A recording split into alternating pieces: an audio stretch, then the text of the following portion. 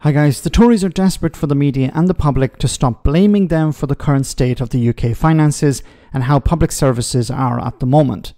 Tobias Ellwood, the former Defence Minister, spoke to Matthew Wright about how Labour took over a growing economy in 1997 and the same happened this year.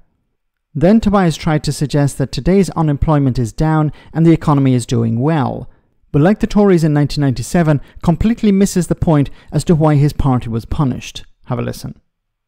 And I think had the Conservatives won, we'd be making some tough decisions. We'd be spelling out a very difficult picture ahead of us. But if I just to finish, but to continually blame the Conservatives is completely disingenuous, and tie that in with the riots as well.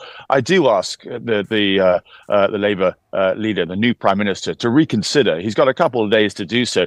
Let's just look back. When Labour were last came into government back in 1997, they inherited a situation where our economy was growing, debt was falling, employment was actually rising. When they left office in 2010, UK debt was rising. The deficit was ballooning at, I think, at £150 billion a year, and unemployment was actually going up. Now, that isn't the full picture, because anybody on the Labour side will straight away say, hang on a minute, there was that financial crisis. Do you remember that? Yes, that affected everybody.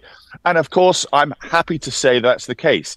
Today, we see employment is strong, inflation is low, financial stability has returned. But that's after those huge challenges of Ukraine and the war there, COVID, and indeed Brexit, which would test any government as well. And the idea that we can have this entire conversation about what's happened over the last 14 years and not mention those massive impacts is simply disingenuous. And so I do ask, let's have some fairness in our discussion. We made some mistakes. I'm not glossing over the fact. I think you're being very fair. We left government and we didn't look competent in the last couple of years, despite, Rishi Sunak taking us into calmer fiscal waters. But the damage with the British people, the trust had been lost. And you said people vote for change. Okay.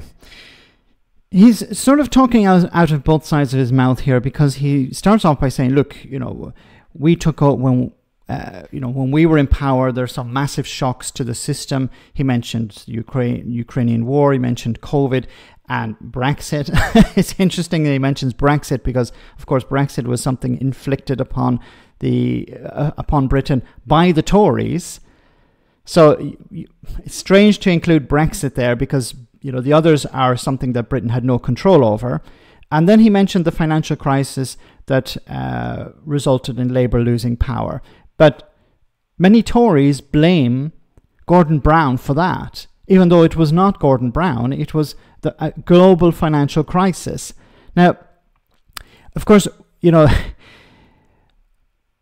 something on par with Brexit is austerity. The worst idea the Tories ever came up with, and something that will damage the UK for decades to come. The Conservatives are against the idea of fully funding public services. So when they get into power by either convincing the public that Labour aren't doing a good job or use some wedge issue, as soon as they get in, they take a hatchet to public services like the NHS, welfare, schools, the civil service, you name it. In 1997, when Labour took over, the economy was improving, but like in 1997, public services were struggling. Housing was also an issue, and the public believed that the Tories deserved not to stay in power because of cuts to public services.